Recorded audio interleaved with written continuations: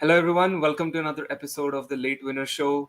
It's Classico time today, and it's not. We definitely previewed a lot of Classicos in on our channel leading up to that 24th October, which is tomorrow. We have like about four derbies in four different countries, in Spain, in Italy, in the Premier League, and in France as well. So this one is definitely about the biggest. I think the biggest derby. I would say, yeah. Even though Barcelona and Madrid probably are not performing at the level that we want to, so probably the excitement is still not there. But I guess it's still the biggest game in the world, right? Yeah, yeah. I mean, a Classico is always a Classico, no matter how much you spin and twist it. And I think it's going to be interesting to see because both teams are struggling with certain things. Yeah, For Barca, they're still in a rebuild phase. For Real Madrid, they're trying to find a way to play consistently while still getting the goals they want and still yeah, sticking to a certain style of play. So I think for both teams, I think this is going to be, it's not. I don't think it's going to be the game that makes or breaks the season for anyone, but I think it's yeah, going to be a game that's very important to win because you hit the ground running. So it's going to be definitely. interesting. Yeah, this is the first La Liga Clasico of 21-22 season as Barcelona host Real Madrid at the new camp on Sunday. This is the 247th official edition of the Clasico, for many the biggest games in domestic club football, with both teams having been packed with the best players in the world for over the last few decades. Uh, Barcelona obviously have lost their talisman Lionel Messi, uh, and also for Madrid they lost Ronaldo back in 2018. It's obviously highlighted, what has been a steady talent slippage from the two teams over the recent years. Both teams have had really inconsistent starts to their campaigns, while even talking about their coaches Koeman and Carlo Ancelotti. They've also, both of them have faced criticism. But Sunday's game gives them a chance to show their new look sides and the emerging future stars from both the teams heading and make sure that they're heading in the right direction. So before we do get into the details of it, I have Omar Omar Hawash and Saurabh as Barcelona and Madrid fans respectively. I'm also a Madrid fan, but I'm going to rely on both of You're you to neutral to here. speak to speak on that. Yeah, but welcome, guys. How are both of you doing? Good. I've been doing good. Just excited for the El Clasico and lots of matches that will be taking place tomorrow. So I think I hope I'll be able to catch all of it. But yeah, it's the El Clasico that I'm looking forward to for tomorrow. Yeah, no, I'm doing great. Thank you, and again, thank you for having me on. Yeah, I mean, it's going to be an exciting game for sure. Yeah, It's going to be one of those, and I think this is one of the games where it can either be a full on, just full on one way street football, or it can be, really go down to the wire. And for me, this is one of the games where form just completely goes out the window. It doesn't matter yeah, how good a team has been in the game before, or in the two games before, or in the Champions League or whatever. This game is just, it's so different from any other game in the season. And while I don't think it's going to be one that makes or breaks anyone's season, I think it's going to be a game that obviously gives the bragging rights to the fans of the respective club that winds up winning. yeah, Or if it's a draw, it also lets both teams go back to the drawing board with something to consider yeah. as far as the rest of their seasons. Because this is also the first Classico since I believe 2004 without either Sergio Ramos or Lionel Messi. Yeah. So it's also sort of historic for that reason. So it's gonna be interesting to see how that goes. It's gonna be really interesting to see Yeah. how that goes. Definitely. I think, and please do make sure that you like, share, and subscribe to the Late Winner Show. Our road to 250 continues. Thank you for supporting. Thank you for showing all the love. We're already down to I think we're already up to 245. So definitely hit those subscribe buttons. We're only 5 away from our 250 subscribers. And yeah, let's just get started. Uh, you know, Definitely, let's talk about Barcelona's exciting youth that is coming up. Some would say the main source of excitement around Barcelona at the moment is the young talent that's coming through in the team. On Wednesday we saw the confirmation of a new contract for the latest starlet to come through the La Masia academy, with the 18-year-old attacker Ansu Fati committed to the club until 2027. And Pedri as well. Ansu has. Yeah. And Ansu has inherited both Messi's number 10 jersey and the expectation of fans and teammates that something special will happen as every time he touches the ball. Last week we saw more contract news for Barcelona with the 18-year-old midfielder Pedri also agreeing on a new deal up to 2026. And also, obviously, he's not going to play this El Clasico, but there's another prospect that's coming through the academy is Gavi, who's probably likely to start the game. He made his La Liga debut in August, I believe, and he also made his debut in the Nations League against for Spain. That being said, how excited are you, Omar, about Barcelona's youth that is coming through, and how do you think that they can impact this big game for Barcelona? Yeah, no, I think you hit the nail on the head. The excitement for Barcelona fans right now, despite the results at times, despite the seeming lack of goals, I think one of the main sources of excitement for Barca fans for sure will be the youngsters. And for me, Gavi strikes me as a really interesting player because he understands the Barca way of playing. He understands the concept of space and time and evading pressure well and making the right passes. But he also has that extra edge to him that he will get stuck in a tackle if he has to. He will commit a tactical foul if he feels the need to do it. And having that edge in a team, especially in a player so young, is amazing. Because for years you could say Barca had that in Arturo Vidal, sort of had that in Luis Suarez to a certain extent, but then it kind of left when Vidal left, and now it's back with Gavi. And it's nice to have that edge in a player because Gavi, as well as knowing how to do that, also knows how to pass the ball properly. He's a good, he's good at holding on to the ball, good at releasing it at the right times, good at, building up the play with the rest of the team, and he presses well too. So for me, he's definitely going to be one of the key men for Barcelona. And Frenkie de Jong, depending on his role, I think also is going to be crucial to help Barca get on this game because if him and Gavi really have a good game, if they're really on their day, I think Madrid will end up really, really struggling. But again, for Madrid, obviously a lot of really interesting prospects as well.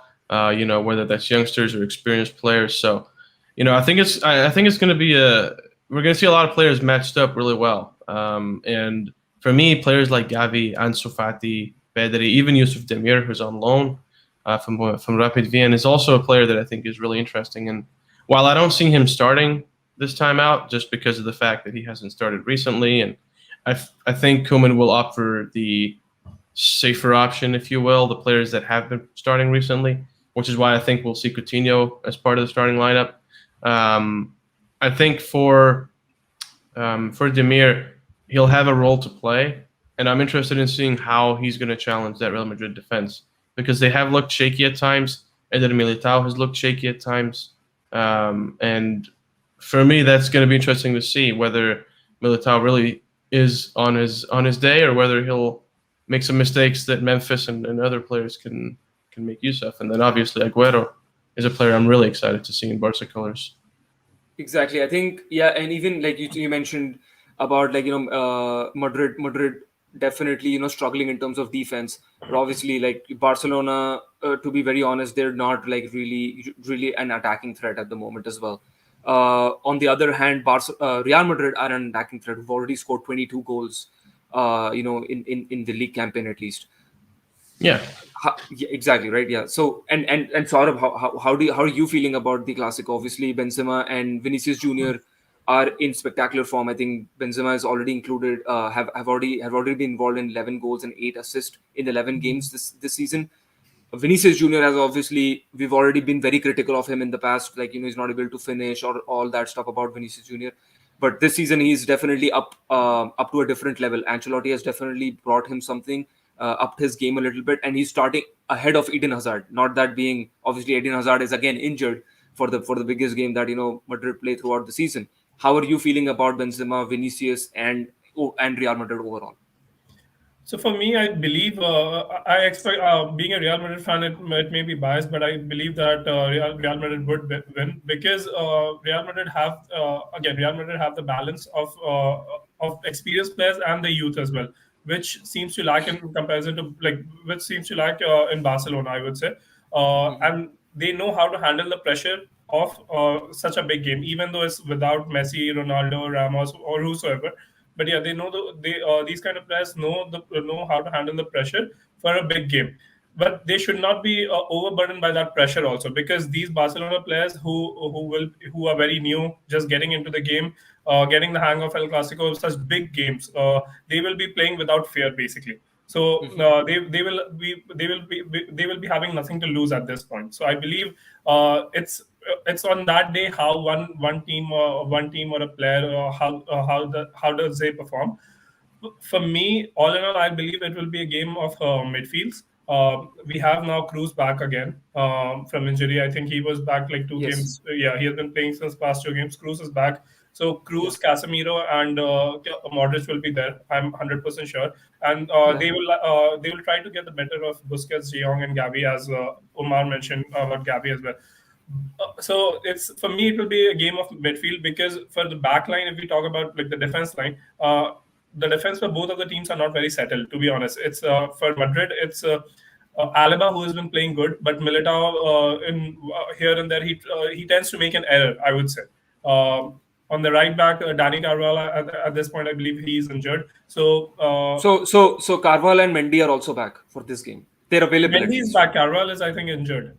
No, Carvalho is also back. Okay. Carvalho is also back for this game. Okay, then it's good. So otherwise, I was thinking that Barcelona might be able to exploit that left hand side for them, since Carvalho is injured.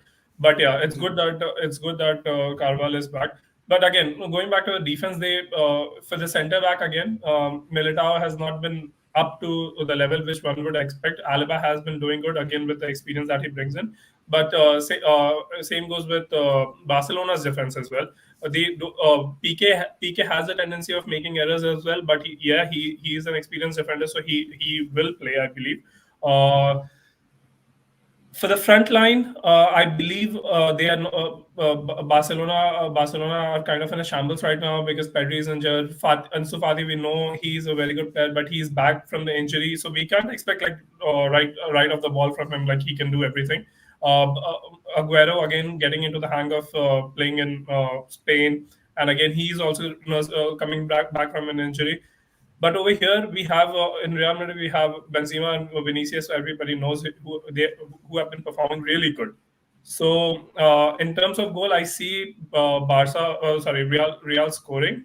A couple might be, but it's all about the midfield, how the midfield is being handled. It will be a clash between the midfield of the two teams.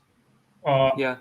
If they are able to protect the defense that they have, it's good. Otherwise, but yeah, in these kind of such a pressured game, anything can happen. No matter who has been in a good form of 8-9 games of winning, none of the teams have been. But yeah, anything can happen in such a big game. So I do expect Real Madrid to win. Definitely, I think me too. Like given what Barcelona's, I'm not going to comment on Barcelona's performances much, but obviously the way they've been performing in the recent weeks, like losing, drawing to Cadiz, or I think even I don't remember that other team, but Cadiz they drove with, and they lost against Benfica. The way they lost against Benfica was very surprising. Even if you go back a month ago, like against Bayern Munich, like that was probably like the weirdest of weird games that I saw, because Bayern were just walking through them. Like it wasn't even a game that was exciting enough for any one of us. And coming back to Saurabh's point, I really feel like Ancelotti might have some hiccup in or some team decision making to do, where either he plays Valverde or he goes to Rodrigo, who plays in the right wing side in his most favored now 4-3-3 that he's been playing. I don't know if you agree with that, or do you have any thoughts on like who might actually start for Madrid in that midfield that they have? Obviously, you said Cruz is back, so definitely Cruz and Modric are definite two starters that are going to be there. Cruz, Modric, and Casemiro, like three will be there in the midfield. Casemiro, so 4-3 is sorted. I think in the front again, on the left side, left wing, it would be Vinicius. Striker would be Benzema. But on the right wing, I believe Rodrigo is an option. I think so. He's a good finisher for me. he can be a good finisher, better finisher, I would say. But the thing is, he needs to get more chances. Uh, uh, I don't see a lot of other options. Isco is out, I believe, with injury. Same goes with Gareth Bale or Dani Ceballos. Luka Jovic, I have hardly seen him doing anything. Eden Hazard again is an injury out, so it's, I think for me, I believe it should be Rodrigo on the right hand side. Yeah. Definitely. Let's definitely talk about the managers as well. I think Ronald Koeman has been the biggest issue for in recent times for the club. His tactical negativity, which doesn't lie with the club's principles, that's been a problem for for much of the Barcelona fans. The coach, definitely, he seemed to be fired in late September after a run of awful results and performances, including a boring draws, as I mentioned, with Cadiz. And that 3-0 loss at Benfica in the Champions League.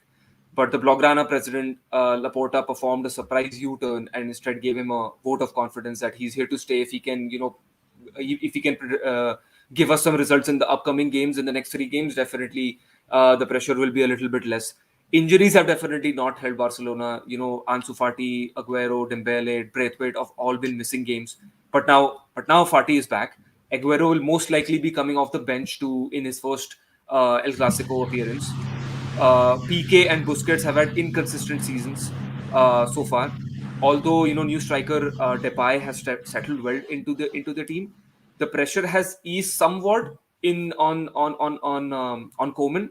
But obviously, I mean, he's already played a couple of El Clasicos, but there has been no positive result for him. How do you think Omar, like, he goes about this goes about this El Clasico, and obviously the pressure that I talked about? Yeah, no, I think for Barca, I think for me the biggest issue that I see is that compared to Real Madrid, and we spoke about this pre-stream as well, Real Madrid currently, yes, they're with Ancelotti, and that's a change in management, but at the same time, Ancelotti has been there before and he has had success before, so he kind of knows which formula to go for, which players go where, and the players sort of know what is expected of them. So for them, they're more set in stone, I would say, and they're further in the process than Barcelona are, because Barcelona host Leo Messi, Antoine Griezmann left, which I know for a lot of people Griezmann wasn't really a good fit, but he was still an attacker that you then have to replace from a stylistical point of view, because you have to adjust to the fact that you don't have one of your strikers going all the way back to defend at left back. So that's also a tactical adjustment that needs to be made.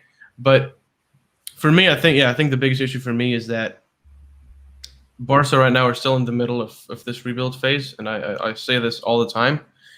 They are still trying to find a formula that works. They're still trying to find out which players go where. And on top of that, you also have a lot of new faces, whether that's through the ranks with Gavi and Nico Gonzalez, whether that's dealing with injuries, with Ronald Araujo being out, with Aguero having been out, with Ansu having been out, Dembele has yet to have a game this season, or whether that's with just the new signings adjusting.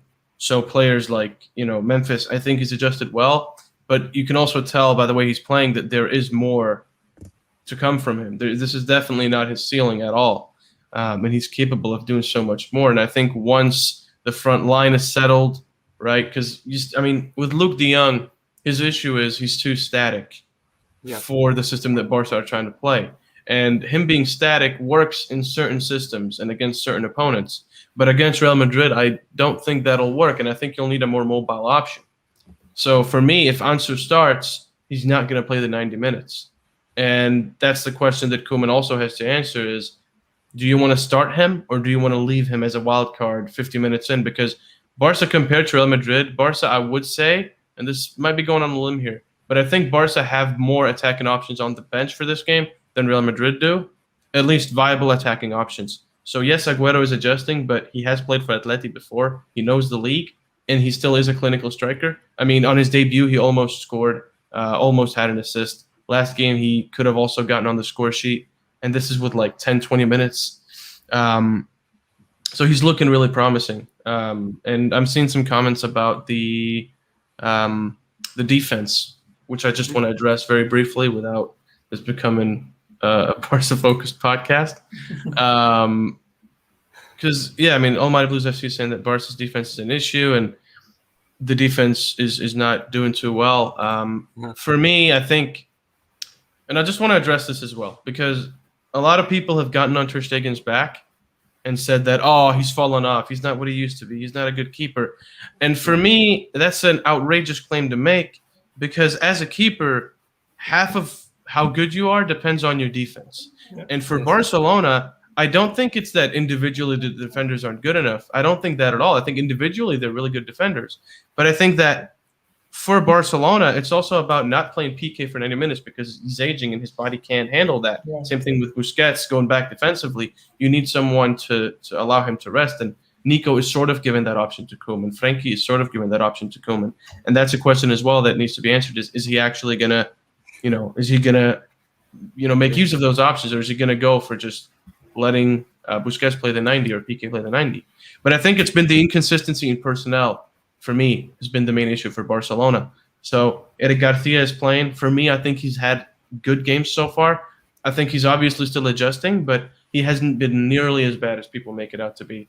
𝗕𝗏𝗪 is slowly showing some good form. I think the games he's been playing this season, he's been not relied on as much, which I think is good for him because that means he feels that there is some competition. And then when he steps in, he knows, okay, I have to give 100%. He doesn't get complacent, right? How have you liked Serginho Dest's performances? Funnily enough, I think he's been better off the left than he has been on the right. And I think a big part of this, and I've said this during commentary of the game as well, that for me the biggest part of that is that on the left side, if you look at Barca's midfield, you have Frenkie who's drifting more towards the left. And Memphis naturally drifts more towards the left. So when Dest is on the left side, he can combine with them. But when he's playing on the right, it's either Gavi or Sergio Roberto or someone else. And he doesn't have that same connection with them. And then Memphis is on the other side. So unless Memphis comes to the right, Dest is going to struggle to go forward. Whereas on the left, he has that freedom. And for me, I mean, I wouldn't be surprised if Dest started off as a right winger next game. Like at El Clasico, because we've seen that in the last 2 games that Koeman has opted for him as a right winger. He's been doing okay. Do I think he'll be able to beat 𝗲𝗏𝗪? I highly doubt it in a one-on-one situation. But I also think that he might be able to play his way out of it depending on who he has with him. And then if Dest starts as a right winger, I'm expecting Frenkie as a right interior and then Gavi on the left, combining with Ansu. So then you have those connections going. So that's something I'm interested in seeing. I mean, for me, I think the front three should be Ansu, Memphis, and, Dest or Demir or, someone like that, someone mobile. Although, truth be told, in a Classico, I don't know if I wouldn't want Sergio Roberto starting as a right back unless it's in a 3-5-2 and he's a wide midfielder or as an extra man in midfield. But I don't want him as a right back because I think against, in El Clasico against Vini, you need a full-on lockdown defender. And Dest troubled Vinicius a lot last time they met, if I recall correctly. The game at the Camp Nou, I think it was. Vini had struggled so much, he had to move over to the right, to the other side. And then that's when Madrid got their goals. So for me, Dest is also a key figure in this game. And, again, I think Barca have a lot of options, and I'm interested in seeing which ones Koeman opts for because, I mean, yes, for Real Madrid, their form tells you that they are likely to win this game, and I'm not going to dispute that. I think Real Madrid have the upper hand in terms of recent results and in terms of the fact that they figured out, scoring goals consistently. Whereas for Barca, they're still adjusting and learning how to do that with the players they have because they're still trying to get everyone thrown into the mix. So for me, I think that's going to be a big part. Is can Barca neutralize the attacking threat of Real Madrid in their front three, and then on top of that, and more importantly, like Sarab said, this will be a game of midfields. So whichever team's midfield comes on top is the team that's going to win the game, I think. So yeah, that's my take on it. Okay, awesome. And talking about obviously, a little bit about Ancelotti as well. I think he has definitely fared a little bit better as we already mentioned in the podcast. He's definitely better, fed better than Koeman at the moment. But he's also had really inconsistent results where you Madrid has been trailing for most of the games, and then there is just this individual brilliance. Either some most of the times it was like the late goals came from Benzema and Oh yeah. Vinicius, who's been the leading attacking thread for Madrid. And obviously, since 𝗲𝗏 mentioned also that we were missing, Madrid were missing most of their midfield players. Toni Yeah. Kroos is a big part of it. Like they're not, but Absolutely. and 𝗕𝗲𝗓𝗏 has actually had a really good season when he signed for Madrid, and he's been coming off the bench and he's been actually performing really well. And even if you look back at Courtois, he had like the worst seasons ever, I think, when he came from Chelsea. But now he's here. I think he's definitely he's up at that level where we saw at Chelsea and Atletico Madrid in the previous years. What Yeah. do you think, and how do you think Ancelotti will set up in this game? And also about 𝗕𝗲𝗓𝗏. Like how have you fared about 𝗕𝗲𝗓𝗏's performances? So to be honest here, first thing I'll talk about Camavinga. I've not seen much of him. I've seen the highlights. I've not seen all of the Real Madrid's game, but I think he has been doing okay coming off the bench for now, and it's okay to keep him just like that. I'm not sure to give a chance like this to play 90 minutes in such a big game. Uh, but yeah, he is definitely a good prospect for the future. Just nurture him at this point, I would say. Give one season to just gel into the team, get into the team, give a couple of minutes and like 30 minutes, 35 minutes in some of the games, big games, I would say.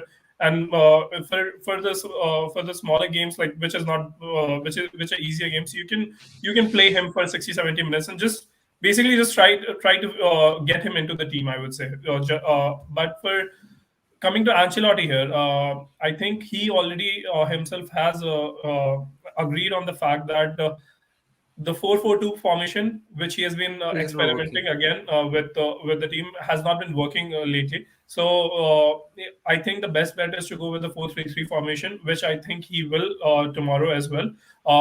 If you remember the game against Espanyol, which Real lost 2-1, it was a 4-4-2 formation that they were playing with, and jumping between formations for any team is not good, and it's difficult to adjust for the players as well. So I think 4-3-3 formation is the best that uh, the team feels comfortable in, and the one that Ancelotti should go forward with. He should not play with the formation tomorrow. That is Yeah, for sure. and to be honest, like 4-4-2 doesn't even make sense to me, just because you don't have the two lethal strikers that you need at the moment, at least. Exactly. Yeah. That's how I feel. They feel they have like really good pacey wingers. Obviously, like now Bale and even Hazard is injured, but you still have a lot of pacey wingers. Vinicius is there, Rodrigo is there, so they can play on the wing side, Exactly. which can cause Barcelona some problems. Obviously, they're not the Barcelona's defense, as we talked about. Like they're not the defense, but where they used to have it. They used to have in the previous times, right? So yeah, I definitely agree that he should play with that 4-3-3 formation. Final question for you guys. Obviously, the fun part. What are your predictions for tomorrow's game? For me, it's a Real Madrid win, as I mentioned earlier, but like I would say a 2-1 win, not a commanding win, but yeah, it's just 2-1 or 1-0. It might be, it can happen 1-0 also, but yeah, I would go with 2-1. I would go with 2-1. Okay. Honestly, I'm going for a draw. I'm going for a draw. I could see this game being a very, very even game. And again, I mean, for Barca, I think they have some very promising aspects. And as we've said here as well, Real Madrid have struggled too. And for me, that I could definitely see tomorrow's game being a draw. And whether we'll walk away with the feeling of, oh, one team deserved it more than the other, that's possible. Or we'll walk away with the feeling that, okay, well, both teams just weren't really on their day, and that's what happens. Yeah. Also, 𝗕𝗲𝗓𝗏𝗏 is saying that I resemble another Chelsea friend of his from the US. Thank you. Thank you for that. Even I think I'm going for a 3-1 win to Interesting. Madrid. To Madrid, yeah. I think I'm a bit optimistic that I think Madrid will probably even easily tomorrow's game against Barcelona. And there's good battles to see tomorrow. I think it's going to be between Benzema, Depay, Fati versus Vinicius, and there are couple of other prospects as well where we might see some good 𝗕𝗃𝗃𝗃 battles in the midfield as well. Exactly. So let's see. I hope it lives up to its billing. Obviously, a lot of people are not very excited about the game just because the big players, which El Clasico always has, it's not there. But you never know. The rumors. I'm not going to talk about rumors. The rumors are there. It might just be that next year we might be talking about this El Clasico, and the certain players might just be there to produce that classic in El Clasico. With that, I would like to thank Omar and Saurabh to join the Late Winner Show and providing their thoughts on this biggest El Clasico game that we have tomorrow. Thank you for having me. It's been a pleasure. Yeah. And thank you for definitely coming on. And please make sure that you like, share, and subscribe to the Late Winner Show.